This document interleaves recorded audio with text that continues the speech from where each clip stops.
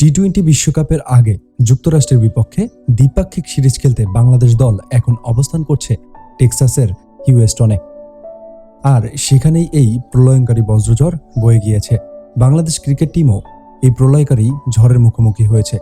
BBC জানিয়েছে, এই প্রাকৃতিক দুর্যোগের পর সাজানো গোছানো হিউস্টন শহর ভুতুড়ে নগরীতে পরিণত হয়েছে।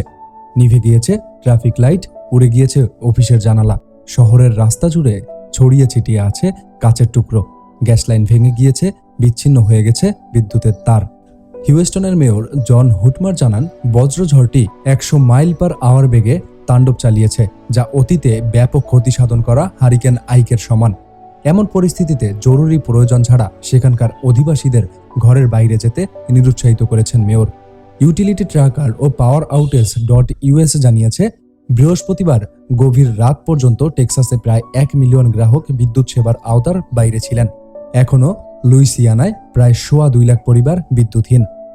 প্রাকৃতিকভাবেই টেক্সাসের হিউস্টন বেশ প্রাকৃতিক ও দুর্যোগপ্রবণ এলাকা। বাংলাদেশ দল সেখানে পা রাখার সময়টাতেই ভয়ঙ্কর এই বজ্রঝড়ে অনেক শঙ্কিত হয়ে পড়েছেন। তবে ক্রিকেটাররা নিরাপদেই রয়েছেন। সাকিব আল হাসান অতীতে পরিবারের টানে যুক্তরাষ্ট্রে ছুটে গেলেও এবার গেলেন বিশ্বকাপ দলের অংশ হিসেবে। শুক্রবার সকালে ফেসবুকে এই বজ্রঝড় থেকে নিজেকে নিরাপদ চিহ্নিত করেছেন তিনি। আগামী 21শে মে প্রেইরি ভিউ মাঠে শুরু হবে স্বাগতিক যুক্তরাষ্ট্র ও সফরকারী বাংলাদেশের মধ্যকার 3 ম্যাচ টি-20 সিরিজের বাকি 2 ম্যাচ অনুষ্ঠিত হবে 23 ও 25 মে।